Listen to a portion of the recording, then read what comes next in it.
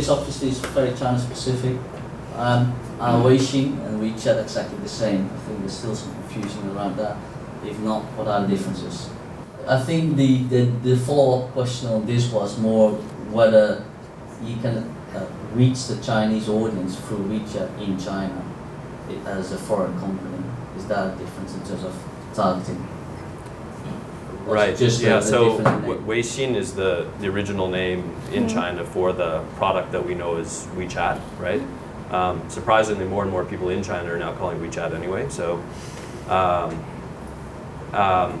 now, as to the possibility of a foreign company using it to target people inside of China, by my understanding, if you want to use the Chinese language interface that Chinese can see, you have to set up your account. If it's an official account, you have to set it up using a Chinese registered business. So as a Hong Kong business, you could set up a personal account with somebody who's got like a China ID card, and that would allow you to build up like a simple audience, right, and do some basic posting. But the minute that you want to kind of take it a step further and do an official account, you need to use a China registered business to do that. There's some, I mean, I don't know, like, we've had people contact us like from Africa, Italy, Southeast Asia, asking about setting up like branded accounts in their own country in their language, and I'm not really clear about that because we do China. Maybe you guys know. So yeah, it's basically the same. Holt, we're the Hong Kong company, but we do have a Chinese business registration in China. And the tricky part I encountered when setting it up, actually I don't have a Chinese ID. And it took me lots of time to find a colleague who has a valid Chinese ID, who is willing to use that to register for our account.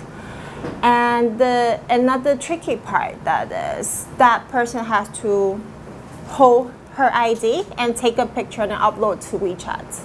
I'm not sure whether you guys are aware of this. But yeah, that's pretty much the strict part. I think you guys can hear me anyway. So, and we have the subscription account and service account. Holt has a subscription account, and most of my clients previously, we have the subscription account because we want to push more content, and the service account is once a month, if I'm not mistaken, stuff like that.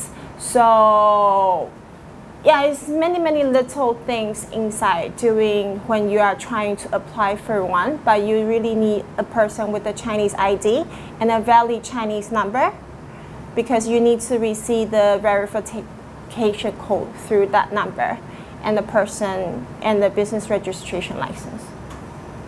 And just to add to that point, a lot of marketers have this misconception that if I set up a WeChat account, so you actually need to be, just to re-emphasize, you need to be a registered business in China, and in order to do that, you need to have the right verification, all of that, and don't get caught into this bubble where it's like you naturally tell someone, okay, I've got a WeChat account, I'm reaching all these people. That's completely wrong. So do your research, get the right whatever ID it is, and then dive right into it.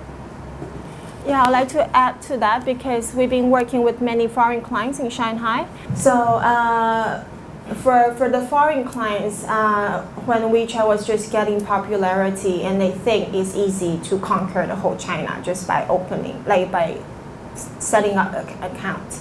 That's not true. I sometimes got these questions in my office as well.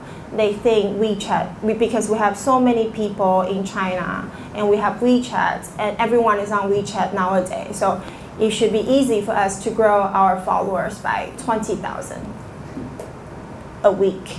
But this is not realistic. So like for me to reach to that number, I have to do lots of offline events and I do partnership. So it's lots of work. It's not like you open up an account in WeChat and you will see great growth in sales or the great numbers in followers growth. What can brands customize on WeChat, Facebook, Twitter, and LinkedIn? That's actually a very long question, I guess, but maybe just pick out one that you want to answer. Okay, well, I'll handle WeChat because I know that well. I spend my days inside of Weibo and WeChat. So inside WeChat, right, like the standard accounts are pretty basic, right? They follow the same template. But all of those accounts can be linked through to an HTML5 page, which will allow you as much customization as you want. And from a user's point of view, that link is pretty seamless. So you don't appreciate, I think, in a lot of the branded accounts that you're in, the minute you kind of navigate through to the next step, you're actually technically outside the system in an HTML5 page. But I guess the big distinction that needs to be made inside of WeChat is between a subscription account, which is about updates on a daily basis of content, versus a service account, which is links through to e-commerce and allows for integration with a lot of the back-end tools that Tencent's provided. And that's, I think, for most businesses that are evaluating those two accounts, they need to look at the distinction there. I would say for most companies, that you should probably be looking at starting with a subscription account to kind of push out content and have more regular updates, right? As a way of building up a following first, unless you already have and you can import a huge following and you want to transact immediately. Well, I don't have experience customizing our Facebook or Twitter or LinkedIn. There's just many different tools on Facebook or on those channels, and we just choose whatever proves to be most effective for our objectives. I'll handle all three actually. Let's do that. So Facebook, Twitter, and LinkedIn. What all these, the companies that are massive, the MNCs, normally get first pick on the features. Whenever the special features are released, all these big guys get to have the first pick of the apple, I guess. And then kind of everyone else is just playing catch up. So in order to actually beat the trend, I honestly suggest everyone to get an RSS feed or something, subscribe to the developing blogs where the information is actually released first. That way your programmers actually, or if you've got a programming team or a marketing team, they know exactly how to react, so that you're not so far lagging behind on everyone else. And as far as customizing goes, it's honestly up to you. Your own creativity will determine what you can produce. Right?